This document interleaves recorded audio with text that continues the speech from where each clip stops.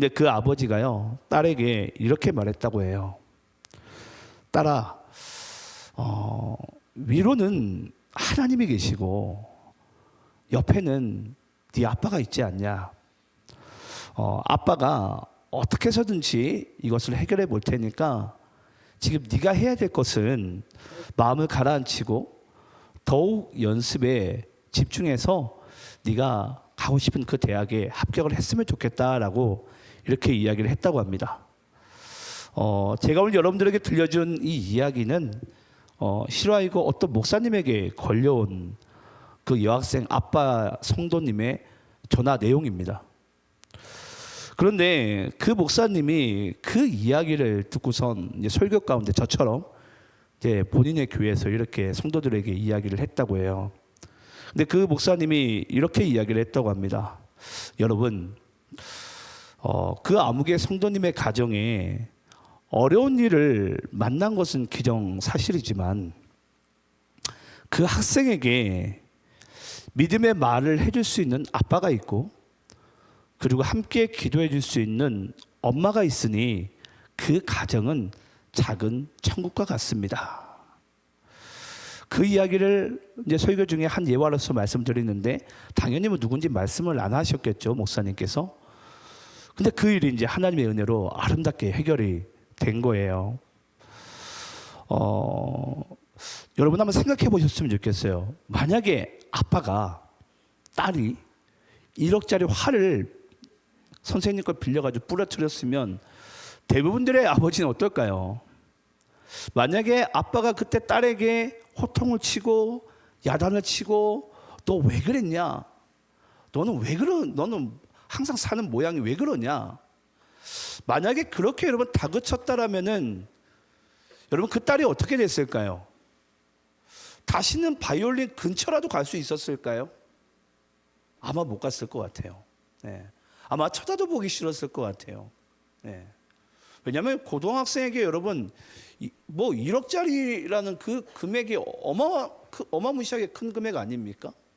네. 감당할 수 없는 금액이에요. 그걸 만약에 아버지가 또는 그 지도하신 선생님이 호통을 치고 야단을 쳤다라고 한다면은 아마 그 딸의 그 바이올린에 대한 그 꿈은 완전히 사라졌을 거예요. 여러분, 제가 오늘 말씀을 들어가는 게 이 이야기를 하는 이유가 있습니다. 저는 이렇게 여러분께 말씀드리고 싶어요. 여러분, 우리가 사는 곳은 천국이 아닙니다. 네. 쉽게 이야기를 하자면 언제나 우리의 일상의 삶 가운데 크고 작은 문제들은 얼마든지 일어날 수 있어요. 그것도 내가 예기치 못한 상황 가운데. 그런데 여러분, 여기서 믿는 사람과 믿지 않는 사람의 차이점이 있어요. 그게 뭔 줄 아십니까? 똑같이 크고 작은 문제는 예수 믿는 사람이나 안 믿는 사람이나 같이 만나는데요. 그 문제를 바라보는 시각과 관점이 달라요. 여러분 인생을 만나보면 저도 그렇지만 누구나 어려운 경우와 힘든 경우는 만납니다. 근데 그럴 때 이 딸에게 그 목사님이 말씀하신 것처럼 정말 믿음의 말을 해줄 수 있는 아빠가 계시고 위로는 하나님이 계시고 함께 기도해 줄 수 있는 그 엄마, 그 누군가가 그 딸에게 있다면 여러분 그 딸이 또 그 어떤 사람과 영혼들이 낙심하지 않고 다시 일어설 수 있지 않을까요? 저는 오늘 여러분들과 함께 이 예화의 말씀을 통해서 과연 하나님께서 우리에게 말씀하시는 그리스도의 법을 성취하는 인생이 삶이 어떤 것인지를 우리가 함께 한번 나누도록 하겠습니다. 자, 우리 1절 말씀을 우리가 읽으실 때 여러분들이 오늘 이 예화를 잘 기억하시면서 이 말씀을 읽으시기 바라요. 자, 우리 1절 말씀을 여러분들이 다시 읽겠습니다. 시작. 형제들아, 사람이 만일 무슨 범죄한 일이 드러나거든 신령한 너희는 온유한 심령으로 그러한 자를 바로잡고 너 자신을 살펴보아 너도 시험을 받을까 두려워하라. 자, 여러분 오늘 본문의 시작이 뭘로 시작하죠?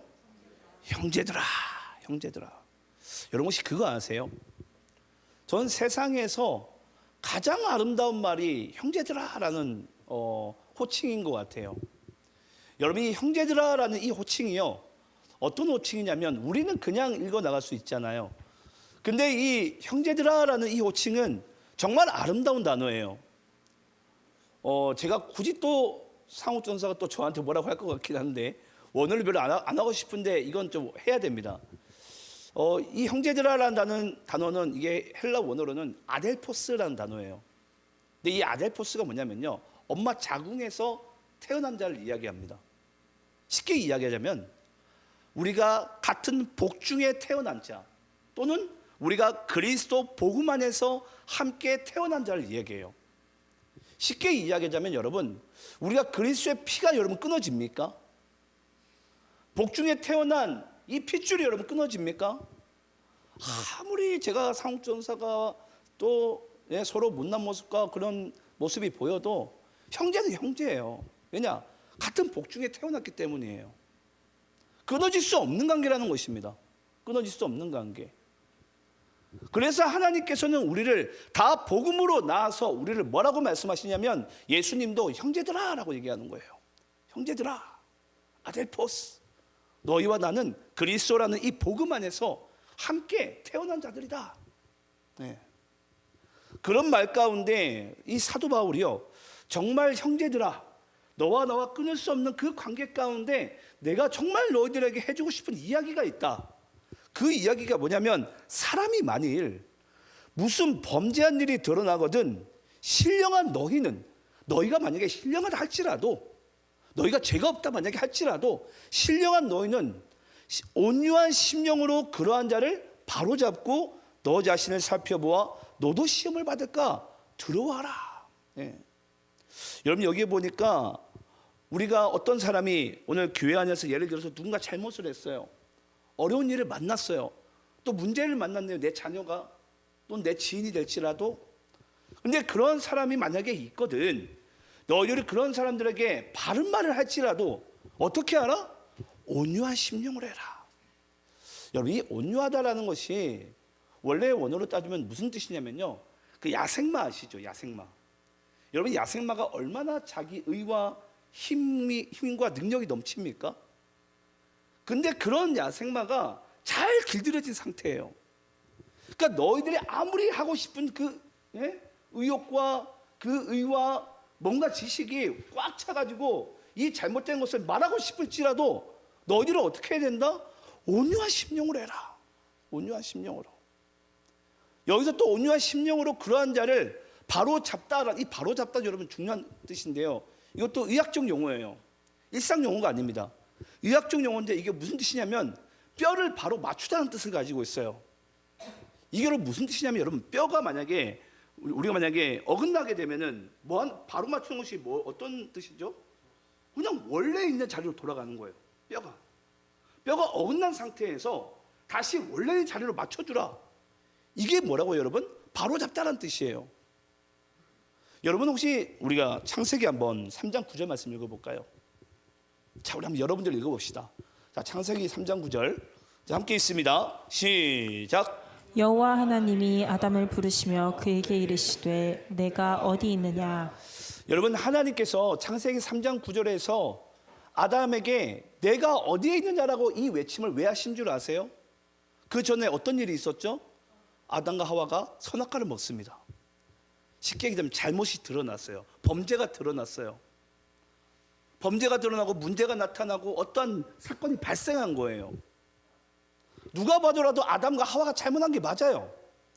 근데 그때 하나님께서 이 아담의 이름을 부르시면서 뭐라고 얘기한 줄 아십니까? 내가 어디에 있느냐? 제가 이 이야기를 제가 무슨 뜻인지는 제가 창세기 강의할 때 말씀드린 적이 있습니다. 무슨 뜻이라고 그랬죠? 원래 자리로 돌아가라. 아담아, 네가 범죄했을지라도 원래 네가 있던 자리는 어디였다라는 거예요. 하나님의 그 은혜 울타리 안에서, 사랑의 울타리 안에서 하나님을 찬양하고 하나님을 바라보고 하나님께 기쁨된 존재를 살아가는 것.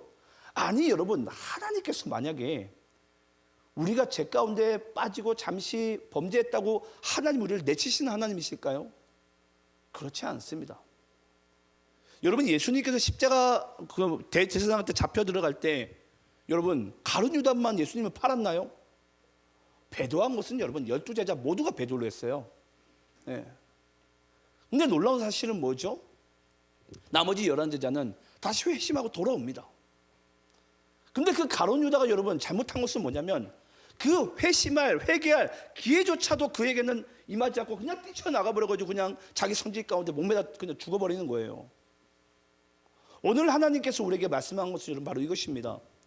우리가 인생을 살다 보면요, 아까도 말씀드렸지만 때로는 우리가 문제와 범죄와 어려움을 만나게 돼요. 어떤 인생이든. 하지만 그럴 때 하나님께서 우리를 향한 마음은 어떤 마음이냐면요, 바로 온유한 마음이세요. 그리고 우리가 뭐 하기 원하신다고요? 바로잡길. 그 바로잡는 게 뭐라고요? 원래 있어야 될 그 자리로 주님께서는 우리가 돌아가기 원하세요.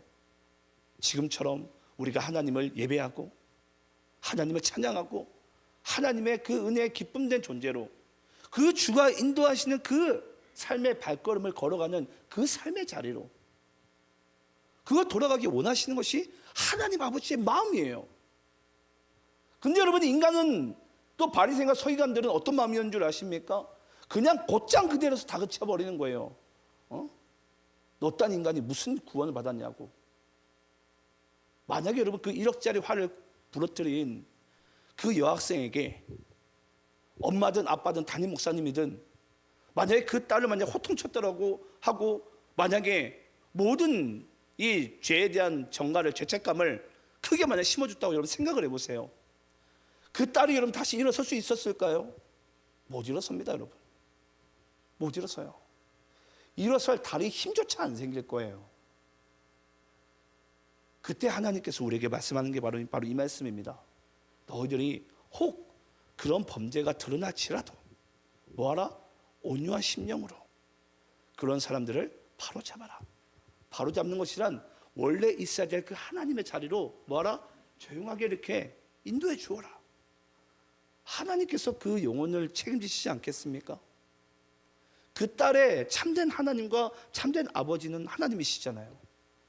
그 하나님 앞으로 다시 서게 할 수 있는 것이 여러분, 범죄한 인간이, 문제를 만난 인간이 원래 다시 돌아가야 될 바로잡는 인생이에요. 저는 그런 인생을 우리가 함께 꿈꿨으면 좋겠고요. 또 우리가 그렇게 혹여 넘어진 자들이 있을지라도 그렇게 또 안내할 수 있는 그런 길 가운데 여러분들이 서 있기를 간절히 축원합니다. 우리 한번 신약성경 마태복음 18장 15절부터 17절까지 말씀 읽어볼게요. 마태복음 18장 15절부터 17절입니다. 자, 저와 여러분이 함께 교독하면서 읽겠습니다. 시가 15절 있습니다. 내 형제가 죄를 범하거든 가서 너와 그 사람과만 상대하여 공고하라. 만일 들으면 내가 내 형제를 얻은 것이요. 만일 듣지 않거든 한두 사람을 데리고 가서 두세 증인의 입으로 말마다 확증하게 하라. 17절 함께 있습니다. 시작. 만일 그들의 말도 듣지 않거든 교회의 말하고 교회의 말도 듣지 않거든 이방인과 세리와 같이 여기라. 자, 여러분들이 읽으시는 마태복음 18장 15절부터 17절까지의 말씀에 가장 여러분들이 만약에 지금 꽂히는 부분이 어디예요? 17절이지.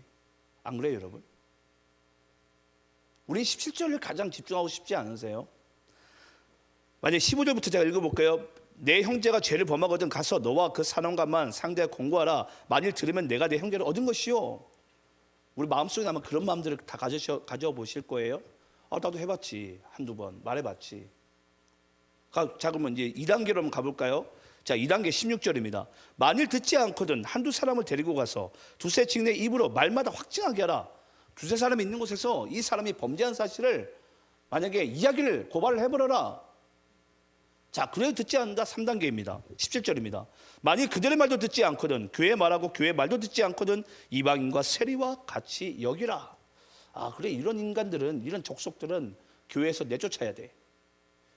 그게 여러분 보통의 사람들의 생각 아닙니까? 근데 여러분 한번 생각해 보셨으면 좋겠어요. 하나님께서 우리에게 마태복음 18장 15절부터 17절까지 이 말씀 가운데 하나님께서 우리에게 여러분 진정으로 주고 싶은 진짜 하나님 아버지의 본심은 여러분 뭡니까? 그 영혼이 다시 하나님께로 돌아온 거 아닙니까? 그게 여러분 하나님 아버지의 본심이에요. 내쫓는 것이 본심이 아니라 우리 부모님들 여기 연세가 좀 있으신 우리 권사님들 이상 자녀 키울 때 이런 거 한번 해봤잖아요. 너 그딴 식으로 학교면 학교 다니지 말고 학원도 다니지 말고 집 나가. 진짜 집 나가라는 소리죠? 예? 진짜 집 나가기 위해서 그만하신 거죠? 아니잖아요. 정말 제대로 다시 좀 했으면 좋겠다라는 그 간절함과 이제 내 성질이 좀 나온 거죠. 예. 인간이니까 그런 게 나온 것 같아요, 보니까. 근데 여러분, 그 본심은 여러분 뭐예요? 다시 내 자녀가 바르게 살아갔으면 좋겠다. 그게 바로 여러분 하나님 아버지의 마음이신 것 같아요.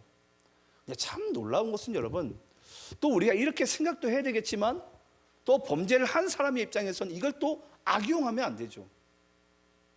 그렇게 참아주고 기다려주시는 하나님과 또 주변 사람들이 있으면 그 마음을 또 헤아릴 수도 있어야 돼요. 그렇지 않습니까, 여러분? 그런데 오늘날 교회들은, 오늘날 우리가 가정에서나 일상의 삶을 보면요, 서로 너무들 이런 마음들이 주님과는 동떨어진 마음이 너무나도 많은 것 같아요. 여러분, 때로는요, 기다림이요, 우리에겐 정말 필요한 때가 있어요. 그리고 그 기다림 가운데 하나님이 그 범죄든 문제든 나타난 그 인생의 주인 되심을 그 기다리는 사람도 경험하게 되고 또 그것을 회복하는 그 사람도 경험하게 되는 전 그 순간이 반드시 오게 될 줄 믿습니다. 그래서 여러분, 믿음의 말을 해줄 수 있고 같이 기도를 해줄 수 있는 그 대상이 필요한 거예요. 뭐 하도록? 다시 일어설 수 있도록. 자, 오늘 근데 여러분, 이 1절 말씀, 본문 1절 말씀이 저는 이 1절 말씀이 없었으면 여러분, 우리 아마 2절부터 5절 말씀을요, 이게 도대체 왜 등장했을까라는 여러분 아마 의심을 가질 법한데, 이 1절 말씀을 우리가 잘 알아야지만이 2절부터 5절까지의 말씀이 이제 우리가 하나님의 뜻대로 이제 해석이 되기 시작합니다. 우리 한번 2절부터 5절까지 말씀을 교독하면서 읽어볼게요. 제가 2절 읽겠습니다. 너희가 짐을 서로 지라. 그리하여 그리스도의 법을 성취하라. 만일 누가 아무것도 되지 못하고 된 줄로 생각하면 스스로 속임이라. 각각 자기의 일을 살피라. 그리하면 자랑할 것이 자기에게는 있어도 남에게는 있지 아니하리니. 각각 자기의 짐을 질 것이라. 자, 여러분, 먼저 좀 가장 쉬운 것부터 좀 풀어나가 보겠습니다.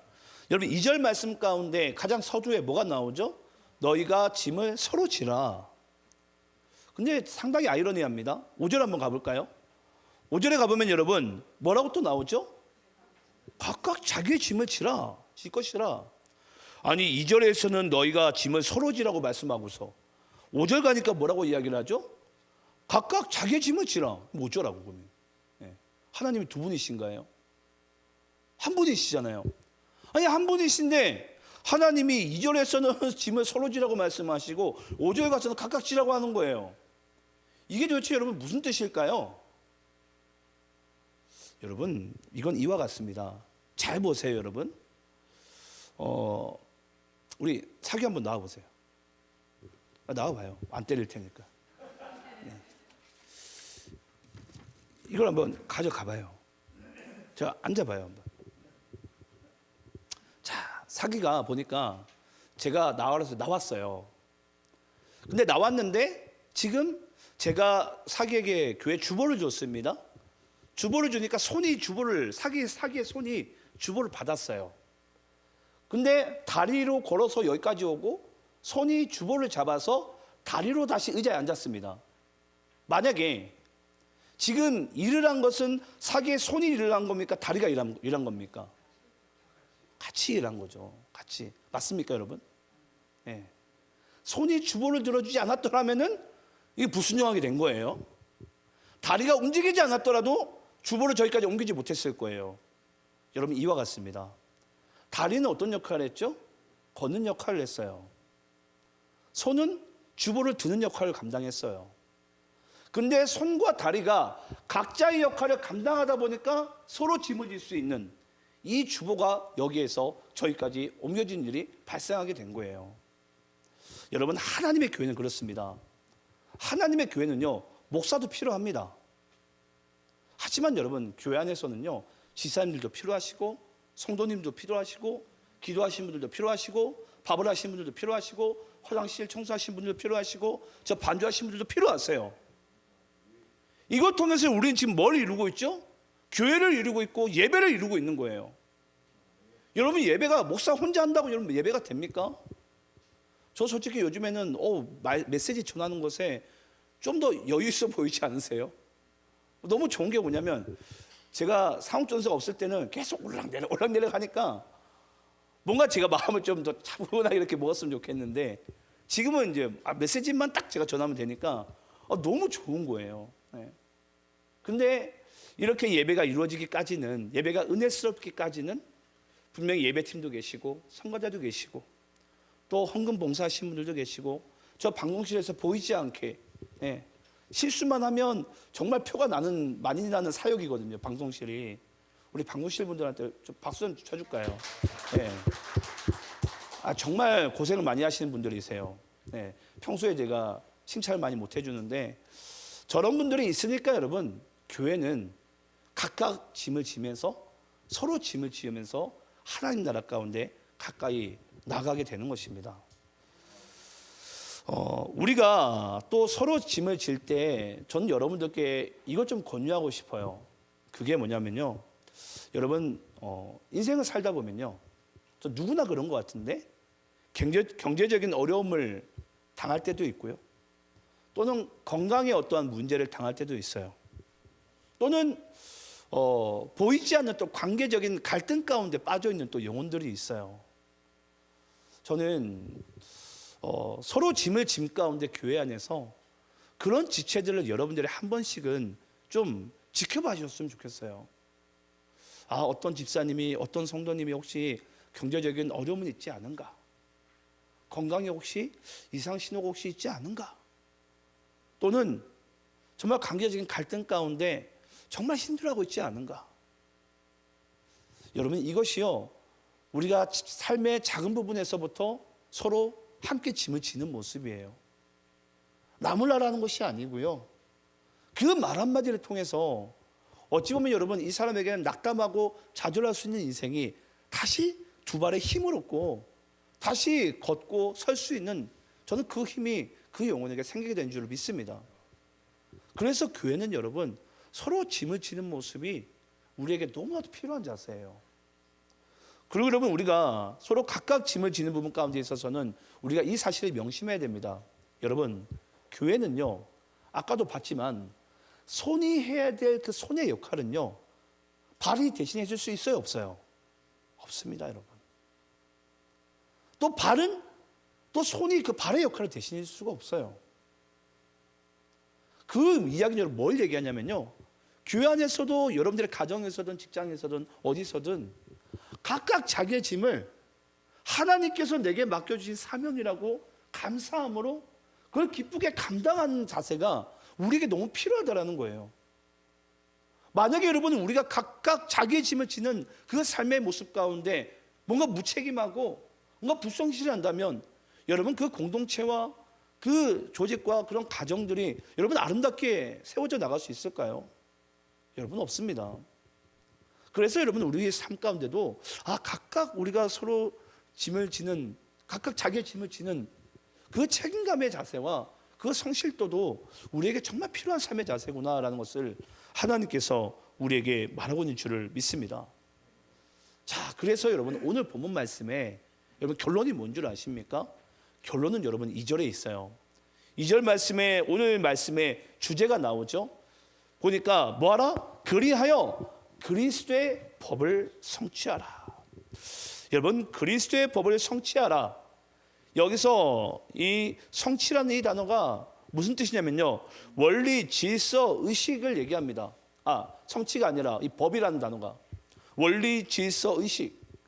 그럼 여러분, 그리스도의 원리, 그리스도의 질서, 그리스도의 여러분 의식이 뭡니까? 여러분, 뭐죠? 예수님께서 우리에게 보이신 원리와 질서와 의식이 뭐죠? 여러분, 십자가에 죽으심 아닙니까? 그걸 우리가 다른 표현을 뭐라고 이야기를 해요? 희생이라고 이야기합니다. 여러분, 그리스도의 법은요, 희생이 없이는, 섬김이 없이는 이루어질 수가 없어요. 내가 살기보다 내가 낮아지고 내가 섬기고 희생할 수 있는 그런 마음을 우리는 먼저 그리스도께로부터 빚진 자예요. 빚진 자. 그걸 여러분들이 정말 받은 분들이시라면 전 여러분들이 그리스도의 법을 성취하는 인생으로 반드시 나가기를 줄을 믿습니다. 그래서 우리는 교회는요, 그 희생과 섬김 없이는 이루어질 수 없는 공동체입니다. 그리스도의 법, 그리스도의 희생과 그 섬김의 그 사랑을 아는 자들이 할 수 있는 것이 바로 그리스도의 법을 성취하는 인생임을 잊지 않고 저는 그렇게 살아가는 여러분들의 인생들이 되시기를 간절히 축원합니다. 기도하겠습니다.